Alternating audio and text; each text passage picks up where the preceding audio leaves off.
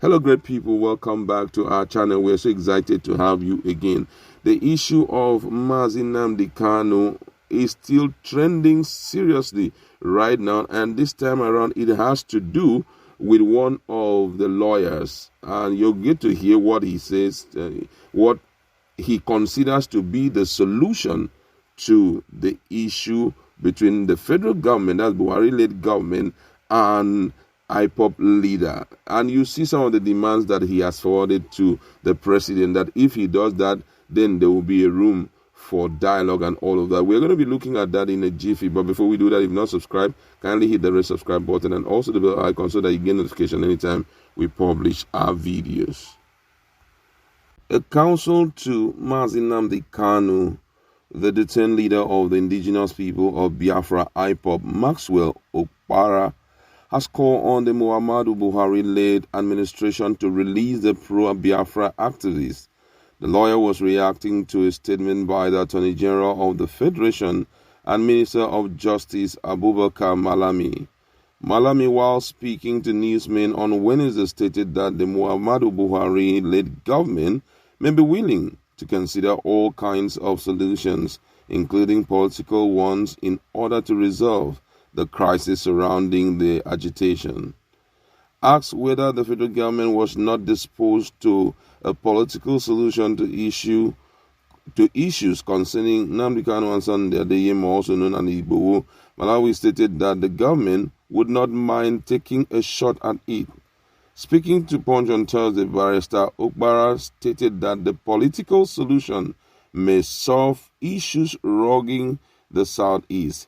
He called on the federal government to release Nnamdi Kanu to harness Ndibo and traditional rulers in the region.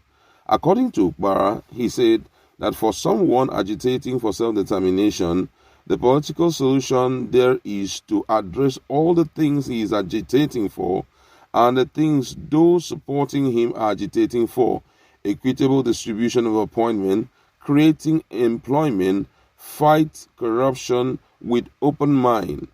If the government attack those issues and allow him to agitate if he wants to agitate, he is not the only one agitating. Nnamdi Kanu and some other persons agitating, and when people are agitating, what you should do is to create a solution by calling them to the round table to ask them, what is the problem? There is no problem that has no solution.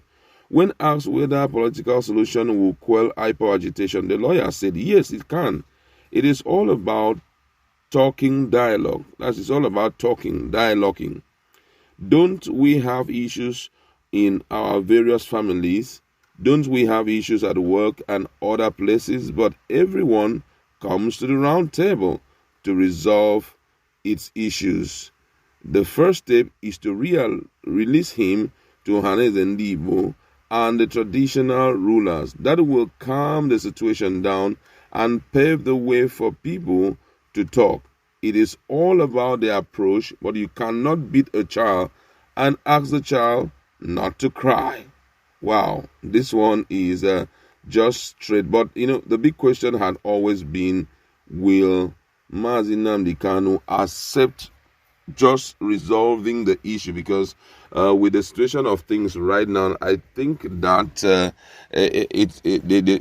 thing we are facing today has gone past anything like resolution, has gone past sitting on a round table to solve some of the things that they have listed before now. Don't forget that one of the things they are looking forward to earnestly is referendum for them to choose whether to be around.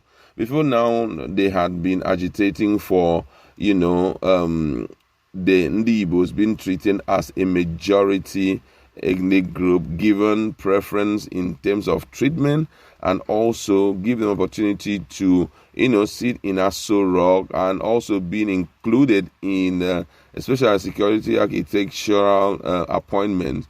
But unfortunately, those things have, though repeatedly emphasized on by the leader of the group, there wasn't any time that consideration was given to it. You understand? And because of that, they have come to a point where they are demanding for just one thing, and that thing is referendum, that they need referendum to prove whether the people wants to stay, that's people in the southeast wants to stay, or people of Igbo, as in if they want to stay or they want to check out. And that had really been the crux of the matter. Negotiation, political solution. I don't know how that will help to solve the problem, because now the reason why I'm saying this is because when we are talking about Nnamdi Kanu, we are talking about an ideology. You understand? We are not talking about an individual again. You're talking about an ideology. And what's that ideology? We want out. Secession. That's the ideology. They just want to step out. And why I'm saying that we are not talking, that Nnamdi Kanu is not just a person addressed or a person that will be talked to, but is an ideology that must, I don't know how it's going to happen for you to take the ideology from the people, because right now as I'm talking to you, there are multiple Nnamdi Kanus right now.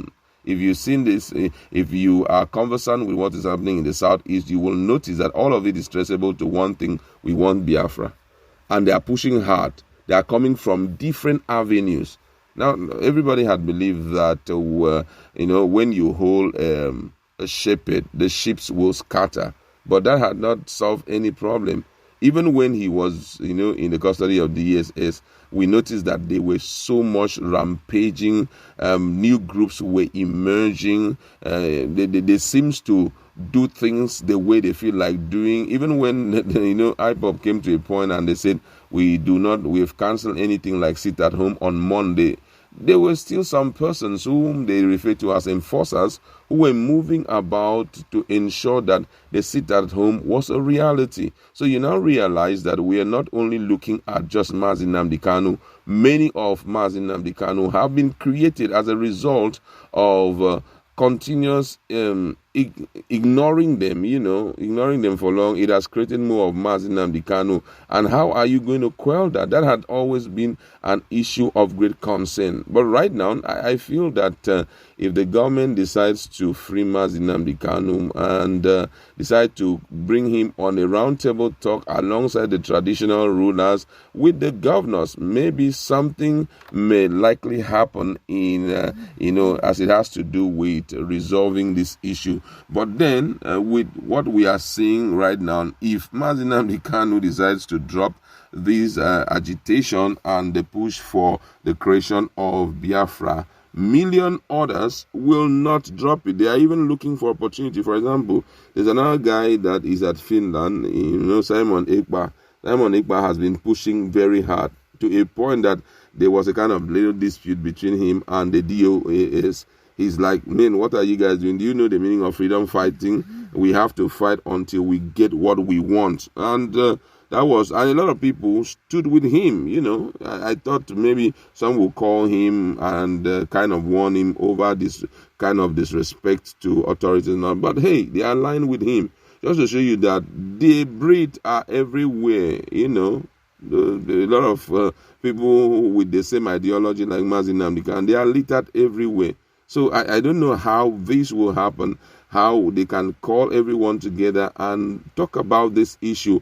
And the earlier we do it, the better for the nation. If we believe on one Nigerian project, there are a lot of things that must be corrected, apart from just talking to Nnamdi Kanu, because this issue of agitation we are talking about here is virtually everywhere. We know one is existing in Southwest, one is in Southeast. Even there came a time that I think a South state, I think precisely Akwa Ibom state, came up to present their own demand to secede from, the country. I can still also remember one of the senators who brought up the issue of a division of the country, which caused a lot of chaos in, the Senate. So that's to tell you that this issue must be nationally resolved. Apart from just resolving it with Nnamdi Kanu, you have to also look at other groups and see how you can correct things once and for all. It's going to be a huge one, because the decision taken now will go to tell if there's a future for one Nigeria, or if we are going to have different nations emerging from this country. It's quite a serious issue that must be looked at. Okpara has spoken that the first thing that they demand is a release of Nnamdi Kanu. What do you think, looking at his perspective? Do you think if he's released that the people in Southeast would align to the demands of the federal government.